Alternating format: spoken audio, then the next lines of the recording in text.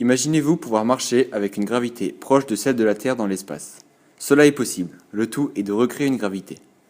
Plusieurs méthodes existent, mais pour notre étude, nous avons retenu la méthode de rotation, qui est la plus envisageable. En effet, quand un vaisseau tourne sur lui-même, il peut créer une force centrifuge sur les objets internes. Ainsi, il faut imaginer un vaisseau cylindrique qui tourne sur lui-même.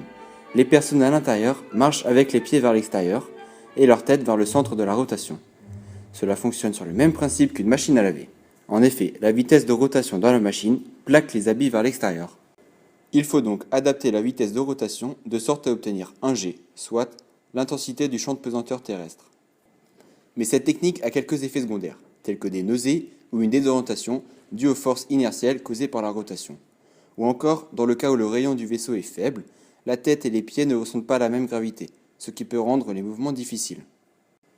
Par ailleurs, cette méthode de gravité artificielle a été appliquée dans différentes fictions, comme dans 2001 l'Odyssée de l'espace ou encore plus récemment Elysium. Pour créer cette gravité artificielle, nous avons choisi d'utiliser le jeu Kerbal Space Program. Ce jeu de simulation spatiale permet entre autres la création de fusées, la mise en orbite de satellites, la création de stations spatiales ou encore l'envoi d'astronautes sur des planètes voisines.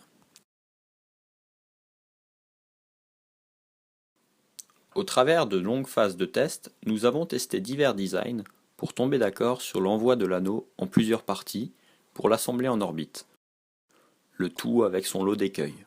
Lorsque l'anneau satellisé n'est pas en rotation, avec à l'intérieur un véhicule représentant un astronaute, les deux entités sont en chute libre, à la même vitesse puisqu'ils sont dans le vide.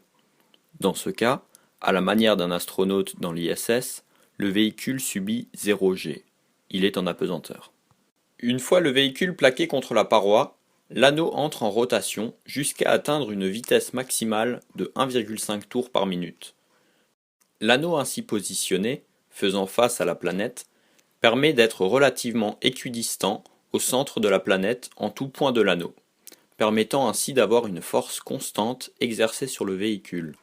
Le jeu nous indiquant que le véhicule subit 0,12 G environ, nous l'avons fait rouler dans le même sens de rotation pour augmenter son nombre de révolutions par minute afin d'atteindre 1 G. Pour 1 G, nous avons mesuré un temps de révolution du véhicule de 8 secondes en moyenne. Le véhicule est ainsi bien plaqué contre le sol, autant que s'il était sur Terre. Pour bien vérifier que c'est la force centrifuge qui crée cette gravité artificielle, nous avons cette fois-ci fait avancer le véhicule pour compenser la vitesse de rotation de l'anneau. Ainsi, le véhicule décolle du sol. Il est de nouveau en apesanteur et subit 0 G. Passons désormais au principe physique qui se cache derrière cette simulation. Alors ici on voit que la seule force qui s'exerce sur l'homme est la force centrifuge, puisque le vaisseau tourne dans ce sens-là. Donc la somme des forces est égale à la force centrifuge est égale à M1.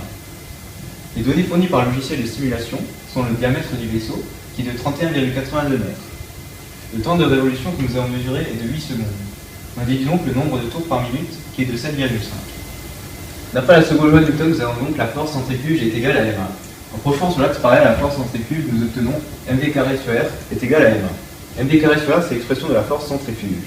On peut donc ensuite simplifier par M, la masse. On obtient A est égal à V carré sur R est égal à oméga carré fois R est égal à pi n sur 30 au carré fois R. Après l'application numérique, nous obtenons A est égal à 9,814 mètres par seconde carré, qui est très proche de G, donc une simulation presque parfaite de la gravité terrestre.